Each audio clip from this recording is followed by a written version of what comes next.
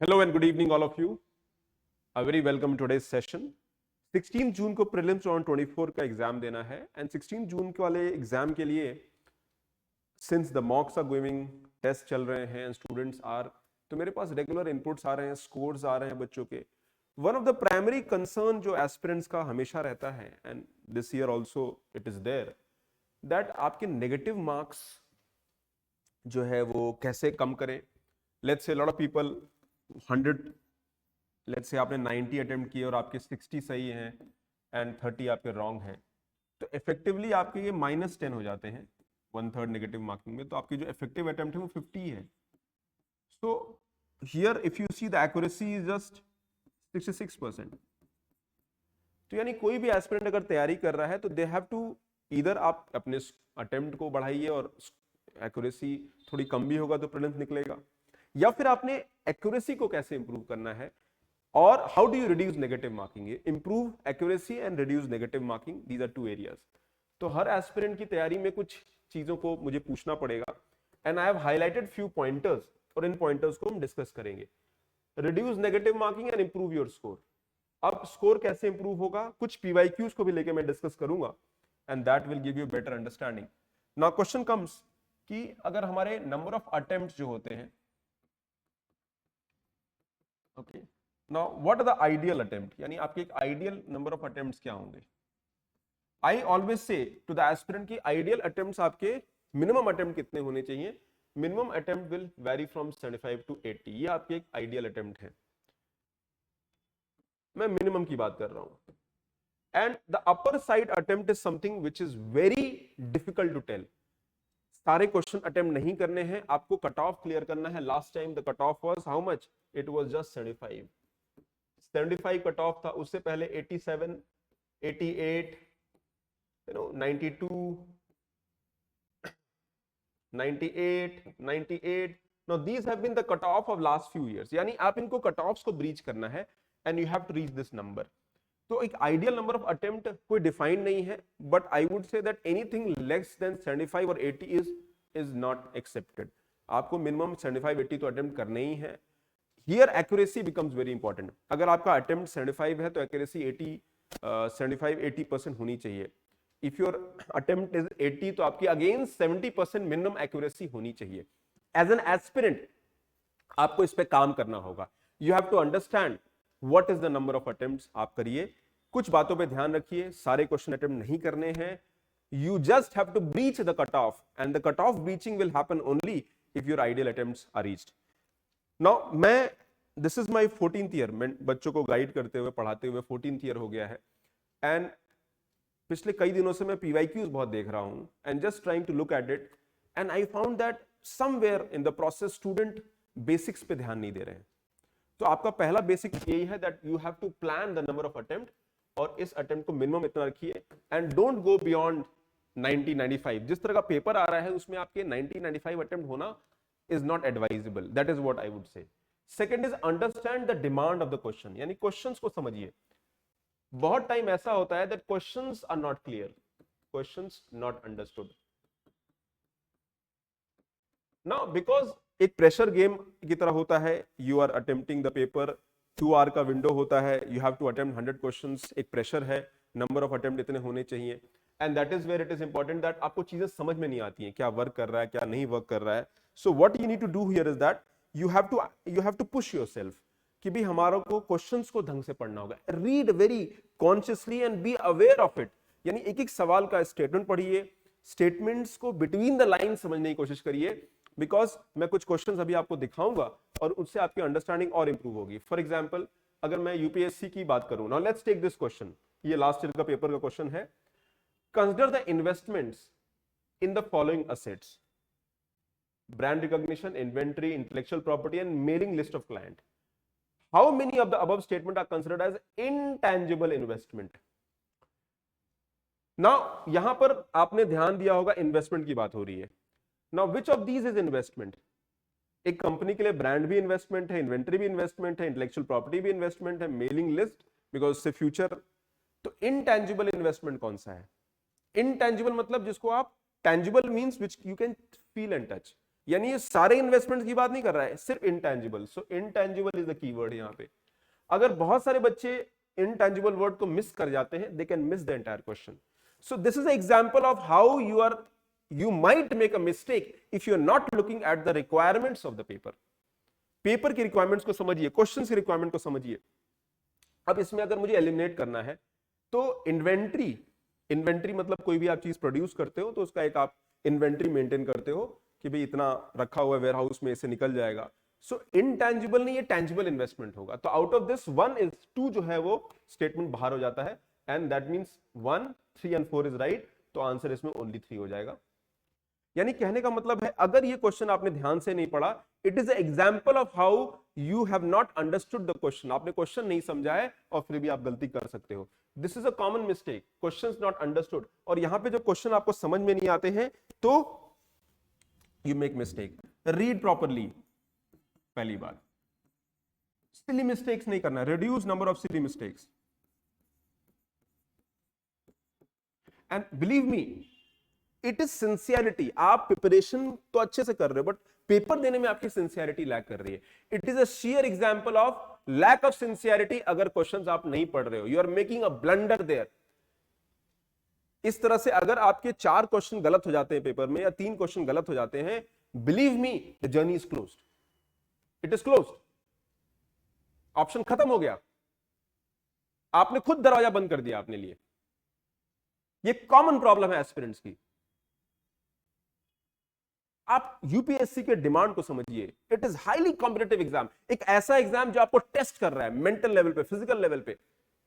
अभी कुछ दिन पहले रात में एक स्टूडेंट का फोन आया मेरे पास, बहुत अनसेटल्ड थे, बिकॉज तैयारी अच्छी है बट कट ऑफ के आसपास मार्जिन पे, सीसैट के पेपर का भी कट ऑफ नहीं निकल रहा है, किसी का जीएस में नहीं निकल रहा है, एंड प्रिपरेशन अच्छी है। I told them you need to take calm yourself, sit, listen, अपने आप का मंथन करो, गलती कहां हो रही है। Are you doing the process correctly? क्या आप सॉल्व क्वेश्चन ढंग से पढ़ रहे हो, समझ में आ रहा है क्वेश्चन? ऐसा तो नहीं कि आप कुछ भी अटेम्प्ट कर रहे हो। A very good example is, जैसे मान लीजिए देयर आर सम एरियाज, जैसे साइंस एंड टेक है, एनवायरमेंट है। इन एरियाज में क्या होता है कि ये ऐसे एरियाज है जहां पे आपके अटेम्प्ट्स कम होंगे। The reason is the questions are current based and it is very important to solve them, very difficult to solve them. तो यहां पर एक्यूरेसी आपकी कम हो जाएगी, तो अटेम्प्ट भी कम होंगे। Don't make a random guess, random guess मत करिए, it is going to cost your time and effort. ठीक है, तो ये एक एस्पिरेंट के पॉइंट ऑफ व्यू से आपको समझना पड़ेगा, that I need to tell you. Further अगर मैं बात करता हूं आर्ट ऑफ गेस मेकिंग, यानी गेसेस कैसे करते हैं, तो एक तो गेस, आप गेस कर रहे हो अराउंड 20-25 क्वेश्चंस आप इन नॉर्मली इससे अधिक गेसेस होंगे minimum. If you are attempting 80 questions, 90 question, 85 question, तो आपका मिनिमम 30-35 गेस आपका होना ही है। नाउ गेस, एक तो है smart guess. Smart guess where you are using your knowledge, your common sense,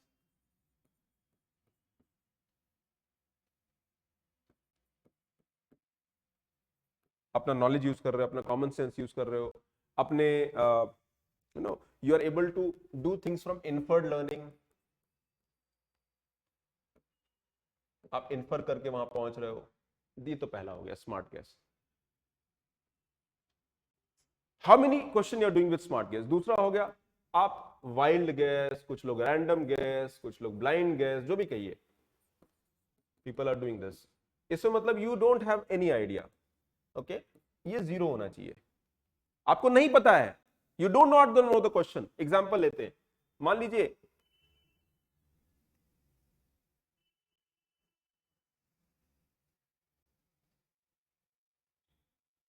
ये क्वेश्चन है, लेट्स सी दिस क्वेश्चन।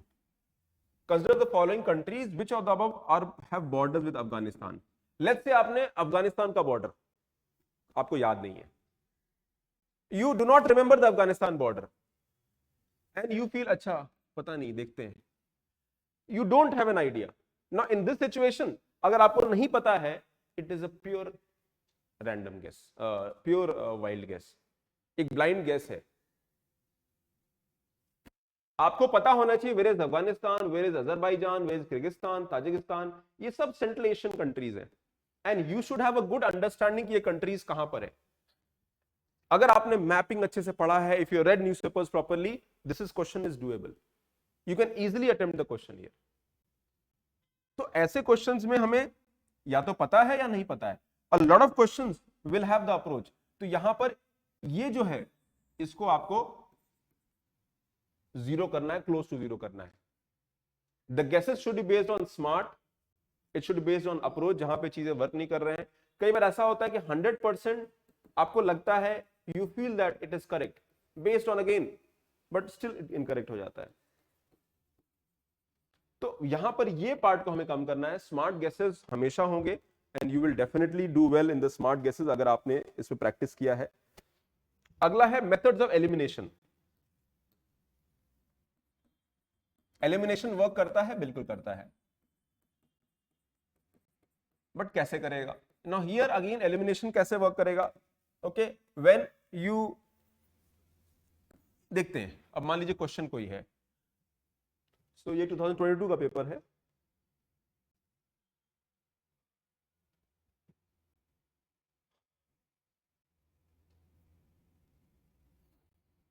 अब जैसे ये क्वेश्चन ले लेते हैं, जननी सुरक्षा योजना क्वेश्चन है।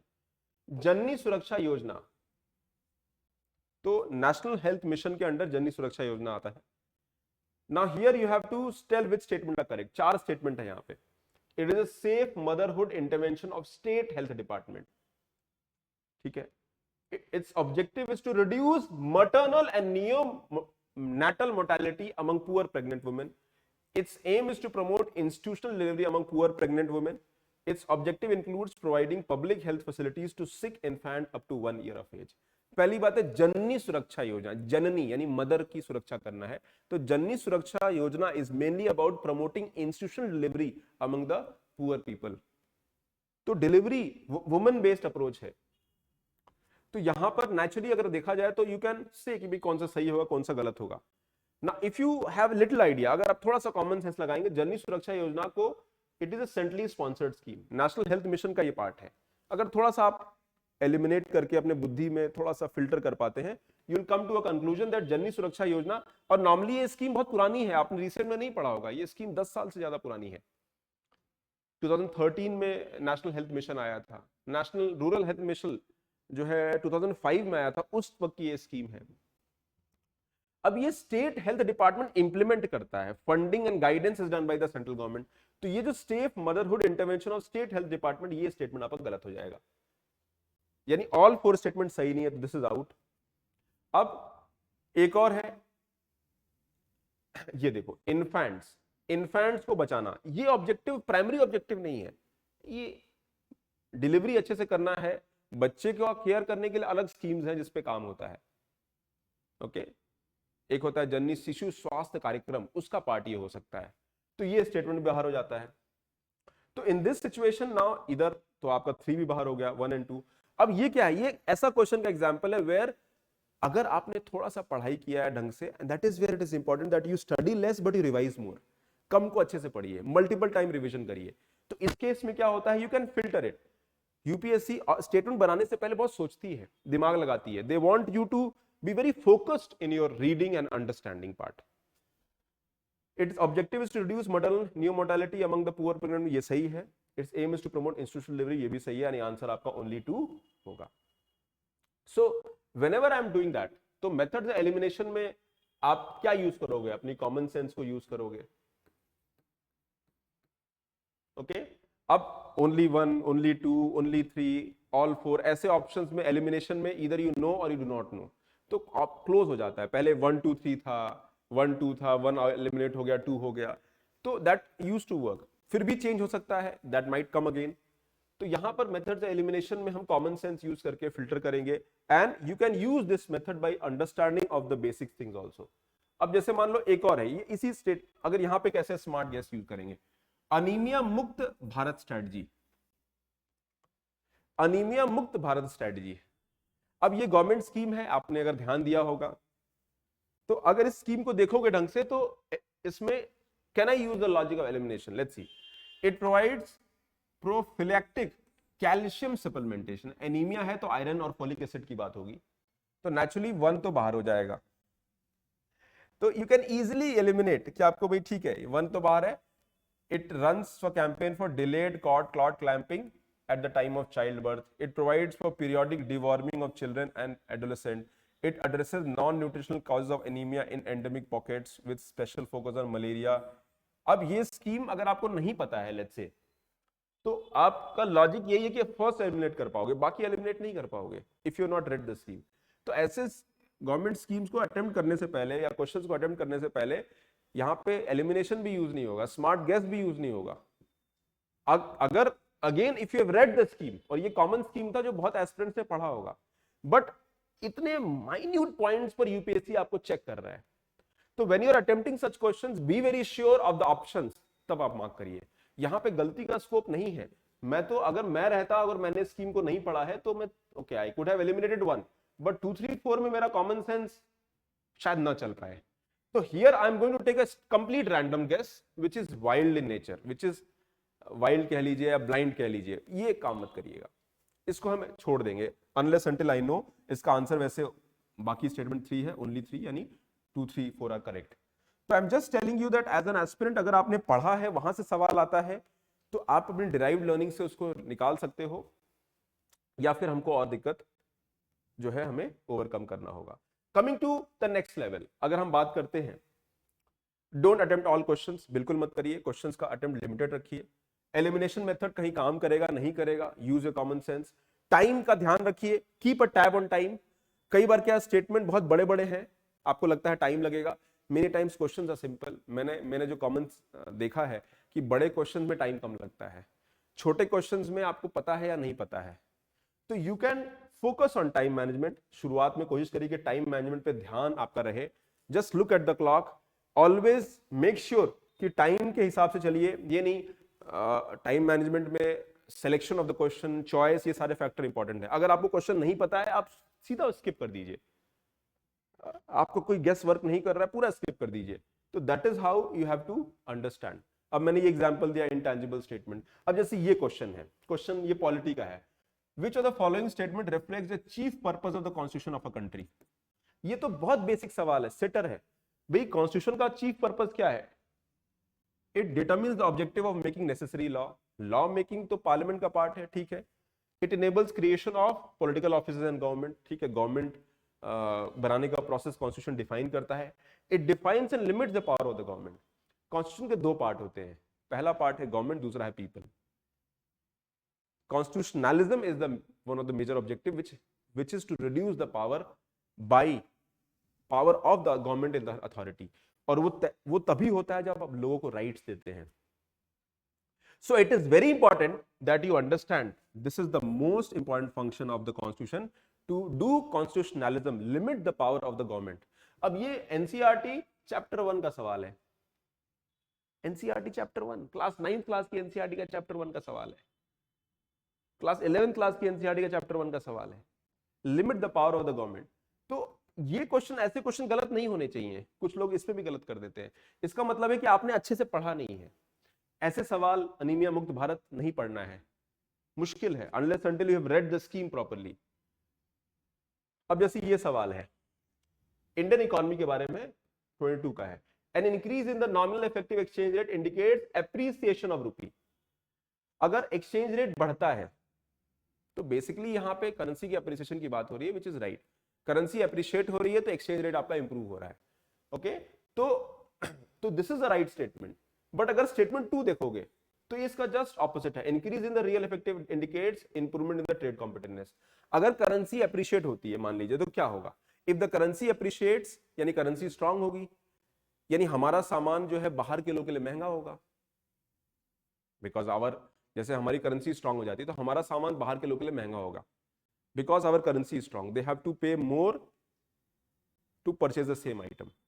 तो एक्सपोर्ट के लिए वो नेगेटिव हो जाएगा, हमारा ट्रेड कॉम्पिटिटिवनेस कम हो जाएगा। अगर हमारी करेंसी स्ट्रांग होगी तो एक्सपोर्ट को कमजोर मरेगा। तो यहां पर जो सेकंड स्टेटमेंट है, इट इंक्रिएट्स इंप्रूवमेंट नहीं होगा, it will lead to decline in the trade competitiveness. तो ये स्टेटमेंट एग्जैक्टली ऑपोजिट है। अगर ये सही है तो ये गलत है, यानी 2 इससे बाहर हो जाता है, 2 को बाहर कर दीजिए। ना यहां पे एलिमिनेशन मेथड वर्क कर रहा है. This is where elimination is working. अगर आपको स्टेटमेंट 1, स्टेटमेंट 2 पता होगा तो आप राइट आंसर पे पहुंच जाओगे. This is example of elimination working. But यहां पे भी क्या है, this is a highly conceptual question, तो एलिमिनेशन भी तभी लगेगा. दूसरा, यूपीएससी के पेपर्स में polity, economy, history, geography, environment, science and बहुत सारे एरियाज है, सबके अपने अपने तरीके हैं. अब जैसे स्टेटमेंट ये लेते हैं, यहां पे एलिमिनेशन वर्क करेगा. Indian economy, if the inflation is too high, RBI is likely to buy government security. अगर महंगाई ज्यादा है तो आरबीआई गवर्नमेंट सिक्योरिटी खरीदेगी. मैं आरबीआई हूं, आप बैंक हो, मैं आपसे गवर्नमेंट सिक्योरिटी खरीद रहा हूं. So if I purchase government security, तो मैं पैसा दूंगा, मैं पैसा दूंगा. In that situation money supply बढ़ जाएगा, यानी इन्फ्लेशन बढ़ जाएगा. ठीक है. और यहां पे इन्फ्लेशन इज टू हाई. अब इन्फ्लेशन ज्यादा है और फिर आप गवर्नमेंट सिक्योरिटी अगर खरीदोगे तो और इन्फ्लेशन बढ़ जाएगा. तो ये स्टेटमेंट तो गलत है. In inflation is too high, RBI will purchase government security. Buy government security नहीं, sell government security. Government security बेचेगी और पैसा लेगी, यानी ये स्टेटमेंट गलत है. So one statement is out. तो यहां पे फिर एलिमिनेशन वर्क कर गया. If inflation is too high, तो महंगाई कंट्रोल करने के लिए आरबीआई मनी सप्लाई कम करेगी. तो यहां गवर्नमेंट सिक्योरिटी को वो बेचेगी नहीं, खरीदेगी. If I purchase government security, sorry sell government security, अगर हम गवर्नमेंट सिक्योरिटी आपको बेचेंगे तो पैसा आपसे ले लेंगे. तो यहां बाई की जगह सेल होगा. तो ये स्टेटमेंट जो है इसलिए गलत है, and that is where you can eliminate. तो यहां पर आप इजीली जो है स्टेटमेंट 2 और 3, तो ऐसे इस क्वेश्चन में क्या, ऐसे क्वेश्चन में क्या होता है कि आपका टाइम बचता है. You can arrive at the right answer immediately and you can move to the next question. पिछले पेपर में ऐसा नहीं था, वे एलिमिनेशन मेथड डाउन हो गए हैं. तो इसी वजह से हमारे अटेम्प्ट जो है वो, कोई 4 साल पहले, देखो मैंने भी 3 बार प्रीलिम्स दिया है, तीनों बार प्रीलिम्स निकाला है, मेरे कट ऑफ से 20%, 25% मार्क्स ऊपर रहते थे. अगर 100 कट ऑफ है तो 120, 125 रहते थे. बट हम लोग, I always use to do common sense approach कि कैसे क्वेश्चन निकले, कैसे ऑप्शन इंप्रूव हो, and that option will work even today. 3-4 साल पहले की स्ट्रैटेजी आज काम नहीं करेगी. आपको इंप्रोवाइज करना होगा, यू हैव टू इंप्रूव. तो बहुत सारे यूट्यूबर्स हैं वो एलिमिनेशन टेक्निक्स लेके आते हैं. मैं I don't agree with that approach. I would rather say कि आप पहले तो what is the rule that you have to follow. Paper जब स्टार्ट करिए, लेट्स से आप जो पेपर को शुरू करिए, और इसको मैं फिर से एक बार डिस्कस करूंगा, तो you can start with areas. पहली बात तो आप कहीं से भी मत स्टार्ट करिए, आप देख सकते हैं. यू कैन, लेट्स से आप पॉलिटी में कंफर्टेबल हो, इकोनॉमी में कंफर्टेबल हो, तो स्टार्ट विथ कंफर्ट जोन. अब मान लीजिए if your polity is good, तो पॉलिटी से स्टार्ट करिए, और वहां से अगर 1-2 सवाल आपके निकल जाते हैं तो कॉन्फिडेंस बढ़ जाएगा.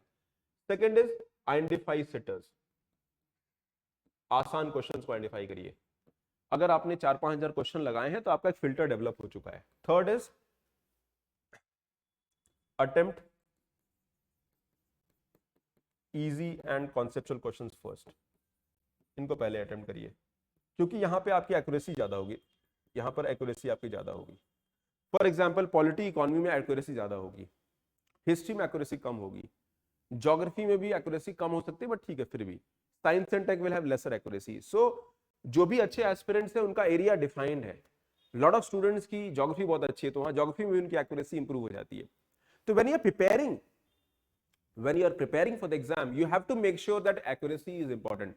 तो शुरू में आप इजी क्वेश्चन से स्टार्ट करिए, सिटर्स यानी इजी क्वेश्चन से स्टार्ट करिए, कंफर्टेबल जोन से स्टार्ट करिए, अटेम्प्ट इजी एंड कॉन्सेप्चुअल. और जो आपके वाइल्ड या फिर आपके जो ब्लाइंड गेसेस हैं, रैंडम गेसेस हैं, उनको आपको इसको रिड्यूस करना है. Also silly mistakes, silly mistake नहीं होनी चाहिए. क्वेश्चंस को ढंग से पढ़िए, रैंडमली मत पढ़िए, it will waste your time and effort. Question अगर बड़ा है तो ये मत सोचिए, कई बार क्वेश्चन पढ़ने की भी जरूरत नहीं है. Many time just looking at the structure and framework, आपने बहुत सारे वैसे क्वेश्चन लगाए होंगे, you might be familiar with that. Revision पे फोकस करिए. इन द नेक्स्ट 2-3, जो अगले 2 आज से 3 हफ्ते बाद हमारा प्रीलिम्स का एग्जाम है. सो टेक्निकली 3 हफ्ते बाद हमारा एग्जाम है, तो हमें रेगुलर रिवीजन पे ध्यान देना होगा, and that is how things will improve. तो आपको इंप्रूवमेंट करना है. मैंने एग्जांपल्स दिए. Try to make sure, take the advantage of these areas and you will do well. Assure कराता हूं आपको. Take care, God bless you.